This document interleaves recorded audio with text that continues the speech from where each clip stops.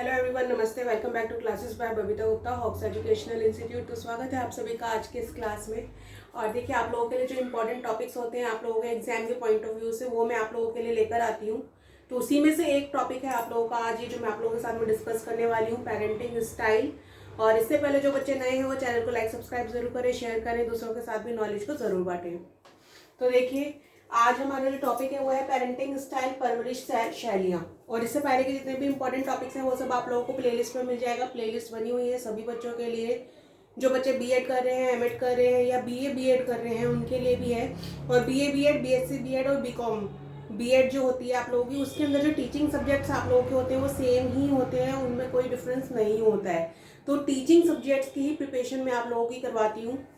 तो देखिए, ये जो टॉपिक है आप लोगों का पेरेंटिंग स्टाइल, परवरिश शैलियाँ, ये आप लोगों का BEd first year childhood and growing up के अंदर दिया गया है। आप लोगों का DElEd, BA BEd, BSc BEd के अंदर सब्जेक्ट होता है चाइल्ड डेवलपमेंट या फिर human development during childhood and adolescence, तो इस नाम से आप लोगों का होता है। इसके अलावा आप लोगों का सीटेट, यूपीटेट, एसटेट, जेटेट के अंदर चाइल्ड डेवलपमेंट एंड पेडागोजी, जो कि कंपलसरी है, जिसको हम सीडीपी भी बोलते हैं।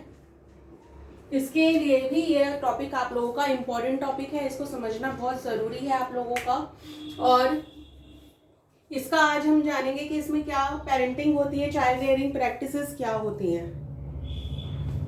तो चलिए इसको हम स्टार्ट कर लेते हैं। और आप लोगों के लिए देखिए लाइव सेशन लिया जा रहा है, इवनिंग टाइमिंग है आप लोगों की लाइव सेशन की 10 PM से 10:05 तक वो लाइव सेशन आप लोगों का स्टार्ट हो जाता है, जिसमें आप लोगों की जो कॉम्पिटेटिव एग्जाम्स हैं उसमें PYQs की प्रैक्टिस आप लोगों की होती है। तो उसको आप लोग ज़रूर अटेंड करें और उसमें जो भी आप लोगों के डाउट हैं और क्वेरीज हैं वो भी आप क्लियर कर सकते हैं। तो देखिए, इसमें आप लोगों का पेरेंटिंग स्टाइल, जिसको हम बोलते हैं परवरिश शैलियाँ, और इसमें सबसे पहले हमारे लिए जानना ज़रूरी है कि पेरेंटिंग क्या है, परवरिश क्या है। और ये हिंदी मीडियम और इंग्लिश मीडियम दोनों बच्चों के लिए है, क्योंकि जो हिंदी मीडियम वाले बच्चे हैं उनको कंटेंट नहीं मिल पाता है, ठीक है ना। तो ये जो मैं वीडियोस आप लोगों के लिए शेयर कर रही हूँ ये सब आप लोगों का इंग्लिश मीडियम और हिंदी मीडियम दोनों के लिए है। और इसमें आई डोंट थिंक सो कि इसमें कोई प्रॉब्लम आप लोगों को होगी, और अगर कोई प्रॉब्लम होगी भी तो आप कमेंट बॉक्स में लिखकर पूछ सकते हैं। तो देखिए, परवरिश यानी कि पेरेंटिंग क्या होता है। This term is used in the context of biological parents. Biological parents यानी जैविकीय माता पिता। तो ये जो हम पेरेंटिंग की बात करते हैं, परवरिश की बात करते हैं, तो हम किससे जोड़ते हैं, माता पिता से जोड़ते हैं, क्योंकि जो बच्चों की परवरिश है वो कौन करता है, माता पिता करते हैं। उनको सारी सुविधाएं प्रोवाइड करवाते हैं, वो जितनी भी फैसिलिटीज होती हैं, चाहे वो शेल्टर की हो, चाहे वो उनकी खान पान की हो, चाहे वो ओढ़ने पहनने की हो, एजुकेशन की हो या सिक्योरिटी हो, हर एक जो फैसिलिटी है वो कौन देता है, पेरेंट्स देते हैं, ठीक है ना। तो इसलिए जो पेरेंटिंग है उसको हम किससे जोड़ते हैं, in the context of biological parent, जैविकीय माता पिता। तो ये आप लोगों को क्लियर होगा। इसके बाद हम बात करते हैं तो वो आता है हमारा मेन ऑब्जेक्टिव्स ऑफ पेरेंटिंग, यानी कि पेरेंटिंग के उद्देश्य क्या है। तो देखिए, इसमें है हमारा first point, to educate a child from birth till adulthood और एडोलेसेंस, यानी कि बच्चे को हम क्या करें, एजुकेशन दे रहे हैं, शिक्षा दे रहे हैं, कब से, जन्म से लेकर। ये नहीं कि सिर्फ वो जब स्कूल जा रहे हैं तब से उसकी शिक्षा शुरू हो गई। जब बच्चा जन्म ले रहा है, ले रहा है, तभी से क्या है उसकी एजुकेशन शुरू हो जाती है, और उसकी अडल्टहुड या एडोलेसेंस तक जो उसकी एजुकेशन है चलती है, और इसकी रिस्पॉन्सिबिलिटी पेरेंट्स ही लेते हैं। क्योंकि देखिए, एडल्टहुड के बाद में क्या है, बच्चा वयस्क अवस्था में आ जाता है। एडल्टहुड का मतलब वयस्क अवस्था हो गया आप लोगों का। तो जब बच्चा वयस्क अवस्था में आ जाता है, एडल्ट हो जाता है, तो वो अपनी रिस्पॉन्सिबिलिटीज लेने लगता है, अपने डिसीजंस लेने लगता है, चीजों को समझने लगता है। इसी तरीके से एडोलेसेंस होता है, जिसको हम बोलते हैं किशोर अवस्था।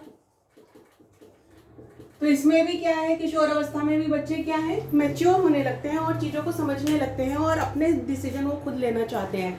तो समटाइम्स ये आप लोगों का अडल्टहुड और एडोलेसेंस इसलिए लिखा हुआ है कि एडोलेसेंस तक भी हो सकता है।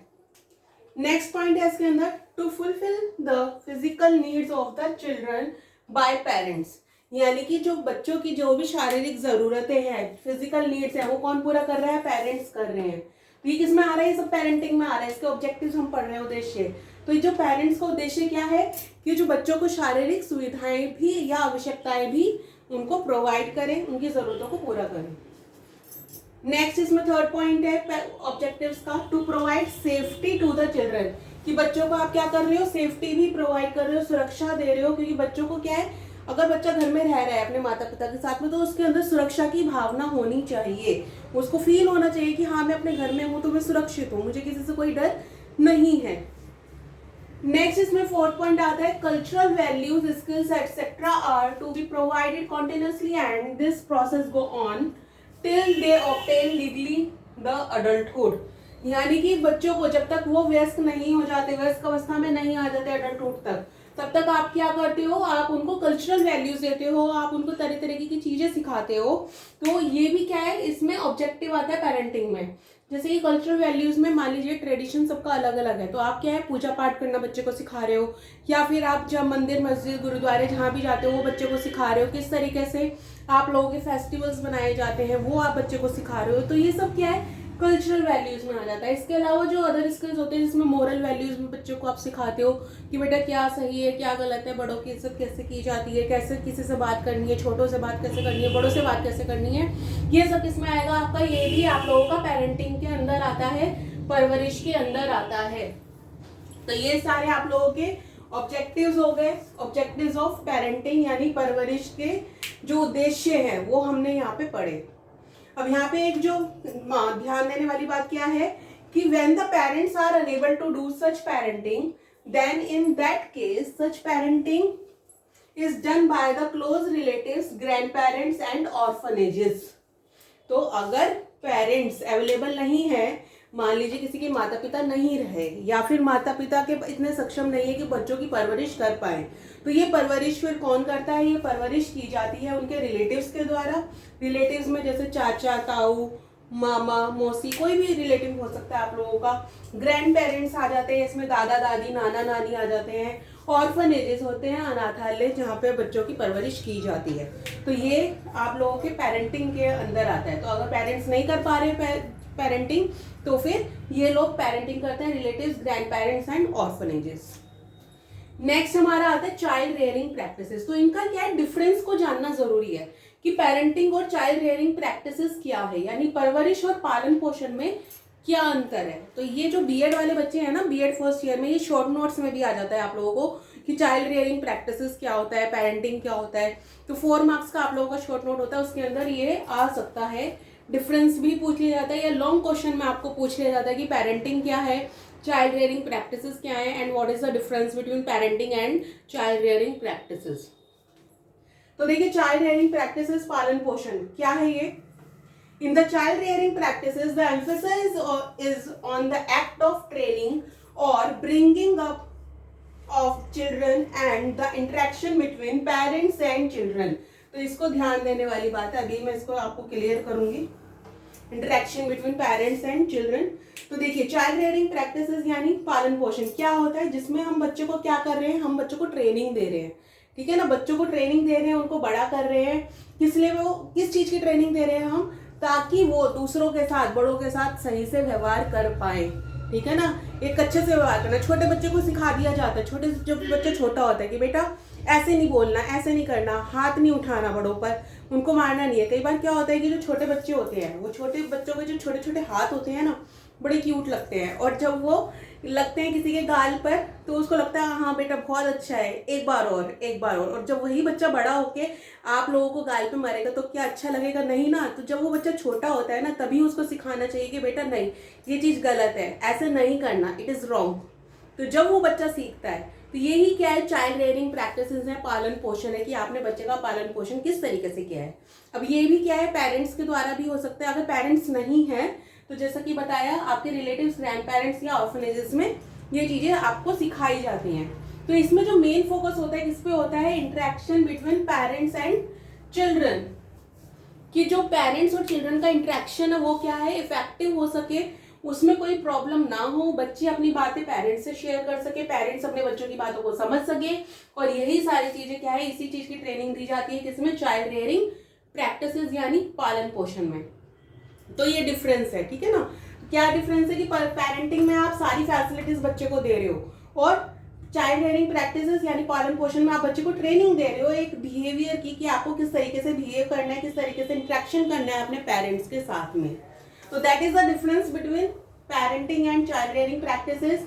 और ये आप लोगों का कॉन्सेप्ट था जो मैंने क्लियर किया है आप लोगों का, पेरेंटिंग और चाइल्ड रियरिंग प्रैक्टिसेस का। एंड आई होप कि आप लोगों को क्लियर होगा, इसमें कोई भी आप लोगों को प्रॉब्लम नहीं होगी।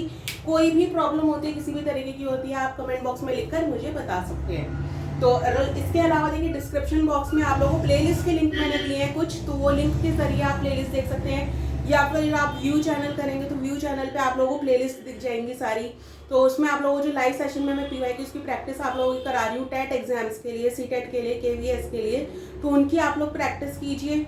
इसके अलावा जो बच्चे देखिए डीएड बीएड कर रहे हैं उनके लिए प्लेलिस्ट बनी हुई है, जो प्रीवियस जितने भी टॉपिक्स मैंने आप लोगों के डिस्कस किए हैं सब आप लोगों को प्लेलिस्ट में मिल जाएंगे। प्रीवियस ईयर के क्वेश्चन पेपर, इंपॉर्टेंट टॉपिक्स, सब कुछ आप लोगों को उसके ऊपर मिल जाएगा प्लेलिस्ट के अंदर। तो आप लोग अपनी प्रैक्टिस करते रहिए। और जो बच्चे पर्सनल क्लासेस लेना चाहते हैं, जैसे बीएड की क्लास आप लेना चाहते हैं फर्स्ट ईयर सेकंड ईयर, या एमएड की क्लास लेना चाहते हैं, तो उनके लिए डिस्क्रिप्शन बॉक्स में कॉन्टैक्ट नंबर दिया गया है। उस कॉन्टैक्ट नंबर पे आप व्हाट्सएप के जरिए कॉन्टैक्ट कर सकते हैं। आप लोगों को ऑनलाइन पर्सनल क्लासेस प्रोवाइड करवाई जाएंगी। तो अभी के लिए आई थिंक कि आप लोगों को क्लियर है, कोई डाउट नहीं है। और नेक्स्ट क्लास में जल्दी ही नया टॉपिक लेके आप लोगों के साथ में मिलूंगी। और वीडियो आप लोगों को अच्छा लगे तो उसको लाइक ज़रूर करें, अच्छे अच्छे कमेंट करें, चैनल को सब्सक्राइब ज़रूर करें और दूसरों के साथ भी नॉलेज को ज़रूर बांटें। तो जल्दी ही मिलती हूँ नेक्स्ट टॉपिक के साथ में। तो अभी के लिए थैंक यू, धन्यवाद।